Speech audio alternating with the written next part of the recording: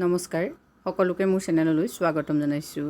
আজি আমি বিশেষকৈ টিচাৰ ৰিক্ৰুটমেণ্ট সম্পৰ্কত আলোচনা কৰিবলৈ লৈছোঁ। যেহেতু ডাইৰেক্টৰেট অফ এলিমেণ্টাৰী এডুকেশ্যনৰ পৰা LP আৰু UP 4500 পদৰ বাবে ইতিমধ্যে অনলাইনৰ দিন ঘোষণা কৰা হৈছে। এই পদসমূহৰ বাবে নটিফিকেশ্যন যিহেতু জানুৱাৰী মাহতে আউট হৈছিলে আৰু 15 ফেব্ৰুৱাৰীৰ পৰা অনলাইন ষ্টাৰ্ট হোৱাৰ কথা আছিলে, কিন্তু 15 ফেব্ৰুৱাৰীৰ পৰা কিবা বিশেষ কাৰণত অনলাইন ষ্টাৰ্ট হোৱা নাছিল। এতিয়া 3 মাৰ্চৰ পৰা অনলাইন ষ্টাৰ্ট হ'ব।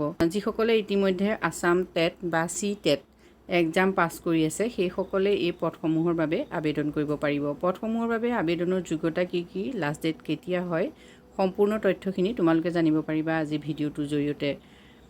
DELP UP টিচাৰ ৰিক্ৰুটমেণ্ট 2025 কি হাইলাইটখিনি চোৱা। Name of organization directorate of elementary education, name of post assistant teacher LP and assistant teacher UP, আৰু টোটেল ভেকেঞ্চিজ হ'ল 4500।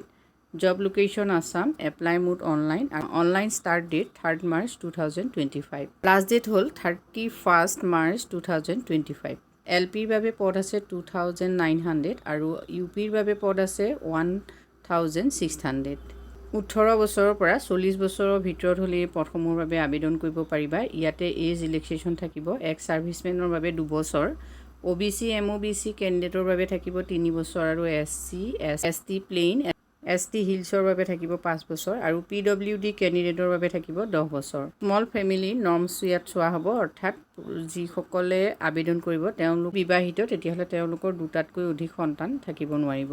এছিষ্টেণ্ট টিচাৰৰ বাবে higher secondary or equivalent exam with at least 50% marks হ'ব লাগিব। 2 year diploma in elementary education, Assam TET or central TET for lower primary.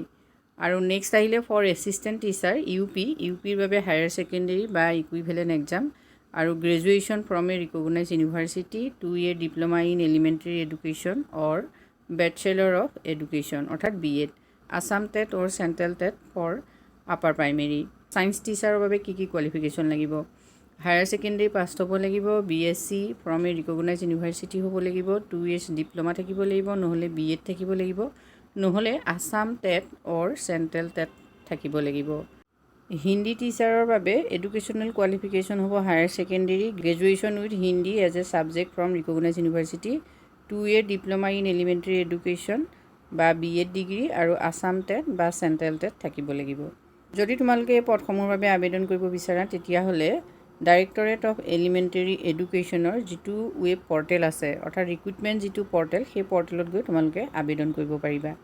আবেদন কৰিবৰ বাবে কি ডকুমেণ্টছ লাগিব চাই লোৱা। প্ৰথমতে পাছপৰ্ট চাইজ ফটোগ্ৰাফ লাগিব আৰু HSLC admit card, HSLC higher secondary marksheet and certificate আৰু গ্ৰেজুৱেশ্যন মাৰ্কশ্বিট এণ্ড চাৰ্টিফিকেট, আৰু DLED BEd মাৰ্কশ্বিট চাৰ্টিফিকেট লাগিব, কাষ্ট চাৰ্টিফিকেট লাগিব, ATET বা CTET চাৰ্টিফিকেট অৰ্থাৎ আসাম টেট বা টেটৰ চাৰ্টিফিকেট, আৰু PRC লাগিব। ডিজেবল হয় তেতিয়াহ'লে ডিজেবিলিটি চাৰ্টিফিকেট লাগিব, এক্স ছাৰ্ভিচমেন হ'লে চাৰ্টিফিকেট লাগিব, লগতে স্কেন ছিগনেচাৰ লাগিব। এইখিনি ডকুমেণ্টছ সহ তোমালোকে আবেদন কৰিব পাৰিবা। সবিশেষ তথ্যৰ বাবে তোমালোকে ডেছক্ৰিপশ্যন বক্সৰ লিংকত গৈ চাব পাৰা।